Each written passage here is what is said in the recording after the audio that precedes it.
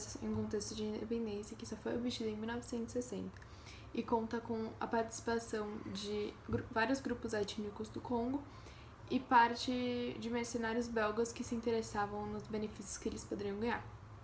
A ONU até tentou intervir nesse conflito, mas ela não tem poder suficiente para se envolver em conflitos internos. Os envolvidos tinham como interesse o controle do país, além da exploração de recursos minerais como diamante, cobre, cobalto, ouro e nióbio. A instabilidade do Congo tem origem no massacre de Ruanda, em 1994, em um conflito étnico entre Hutus extremistas e moderados e os Tutsis, o qual culminou em menos de 100 dias na execução de mais de 800 mil Tutsis. A partir disso, em 1998, foi iniciada a Guerra Mundial da África, onde rebeldes Tutsis rebelaram-se contra o governo de Lawrence Desire Kabila, assassinado em 2001. Com isso, seu filho Joseph Kabila assume o poder até as eleições democráticas de 2006, onde é eleito. No novo governo, Kabila tenta recrutar vários grupos rebeldes no intuito de assimilá-los ao exército congolês. Entretanto, o chefe de um desses grupos, Laurent Nkunda, consegue formar uma milícia própria com o objetivo de defender a minoria Tutsi do país, o que acaba por originar diversos conflitos da milícia de Laurent com o exército congolês, o que acabou deixando inúmeros mortos e deslocados no país. E mesmo com a prisão de Nkunda em 2009, reflexos desse conflito e outros conflitos étnicos posteriores ainda assolam o país até os dias de hoje. Agora que encerramos a explicação sobre a Guerra Civil Congolesa, iremos apresentar o longo conflito entre o Sudão e o Sudão do Sul.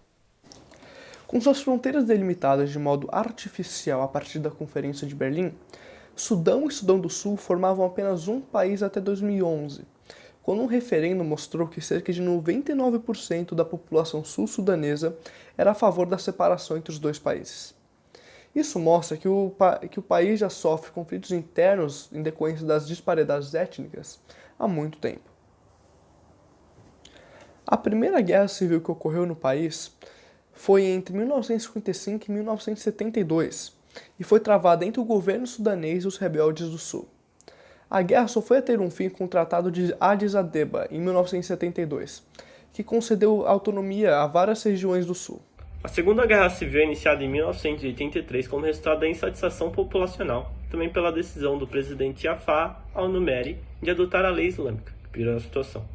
As negociações entre o governo e o Exército de Libertação do Povo do Sudão ocorreram em 1988 e 1989, mas foram abandonadas depois que o atual presidente Omar al-Bashir chegou ao poder em um golpe militar em 1989. O papel religioso do governo sudanês e dos insurgentes no estado estourou por mais de 2 décadas. A guerra causou 2,5 milhões de mortes e 4 milhões de deslocamentos. Foi declarado o fim da guerra com o Tratado de Naivasha, assinado pelo governo sudanês e pelos rebeldes sudaneses do Sul, em 9 de janeiro de 2005. O acordo foi assinado pelo vice-presidente sudanês Ali Osman Taha e pelo líder do Exército de Libertação do Povo do Sudão, John Saranga. A violência ainda existe no sul do Sudão Central, mesmo após a separação. E o Tribunal Penal Internacional quer que o ex-presidente do país, Omar al-Bashir, seja condenado por genocídio, crimes de guerra e crimes contra a humanidade devido ao seu regime autoritário. Com o conflito separatista pacificado, em 2013 se inicia uma nova guerra entre duas facções do exército, quando o presidente Salva Kiir demite o seu vice, Riek Machar, com a desculpa de que ele estava tentando planejar algum golpe. A maior motivação do conflito entre fronteiras do Sudão e Sudão do Sul é a insatisfação com a divisão de terras, onde os poços de petróleo, que fazem parte da esmagadora porção do PIB dos ambos os países, se localizam no Sudão do Sul, mesmo tendo os oleodutos localizados no Sudão. Além disso, há o fato dos dois países terem uma diferença enorme culturalmente falando, onde o sul predomina o cristianismo, o norte predomina o islamismo. Apenas no dia 22 de fevereiro desse ano, ambas as partes se juntaram e resolveram fazer um acordo para acabar com a guerra entre as facções. E aí, Riek Machar volta ao seu cargo antigo e fica por isso mesmo. Atualmente, o Sudão do Sul é um dos países mais perigosos do mundo, ocupando o 3º lugar, e o 8º país mais pobre, com um PIB apenas de 12 bilhões de dólares, com um IDH de 0,388. considerado abaixo da média mundial, ou seja, é um dos piores países atualmente para se viver. A situação atual interna do país se dá basicamente por um governo instável, que utiliza a maior parte dos impostos pagos por seus cidadãos para financiar conflitos bélicos e o exército, o que acarreta em diversos problemas na área de saúde, educação e segurança do país, pois não sobra dinheiro para financiar tais serviços. Esses dois conflitos foram apresentados por Gustavo, Rodrigo e Isadora. A partir de agora, Sofia, Nicole e Giovana irão informar sobre outros dois, começando pela Líbia. Boa tarde a todos. Hoje iremos falar sobre os conflitos na Líbia, mas primeiro irei dar uma contextualização sobre o país. Atualmente, a população é predominantemente árabe, porém, no passado, a maior parte da população era berbere, povos do norte da África. Há também, em menor quantidade, italianos, gregos e africanos vindos de outras regiões do continente. A língua oficial do território é árabe e boa parte da população é muçulmana, ligada à corrente do islamismo chamada Sunna. Questões culturais são muito importantes para o país e o governo local investe muito na manutenção dessas tradições. A base da economia da Líbia é a extração e exportação do petróleo e gás mineral. Devido às condições geográficas e climáticas, possui baixa produção agrícola e os principais cultivos são mediterrâneos, que são mais concentrados em regiões de oásis. A indústria da Líbia é pouco desenvolvida e, apesar da tecnologia e a mão de obra qualificada ser estrangeira, o país possui alta renda per capita devido à rede petrolífera. Agora iremos conversar com Giovana. Agora nós vamos falar sobre a Líbia. Muammar Gaddafi assumiu o controle da Líbia através de um golpe de Estado em 1969, onde implantou a ditadura. Com isso, a população, já farta de sua falta de liberdade de expressão e de direitos, começou sua própria guerra civil, inspirada por territórios ao seu redor onde também ocorriam guerras civis. Com isso, a ONU e os Estados Unidos reconheceram a situação do país, e ajudaram os rebeldes a reconquistar a capital, a matar e prender o ditador, e a implantar um governo provisório chamado Governo de União Nacional. Como era o único governo legítimo, a ONU resolveu reconhecer o governo.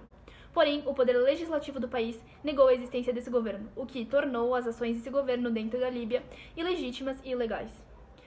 Além disso, vários grupos de ideologias diferentes surgiram no país e as forças do Exército Nacional Líbio, liderado pelo ex-general Khalifa Haftar, têm ganhado forças no leste do país e vem realizando ataques na capital, colocando em risco civis em geral.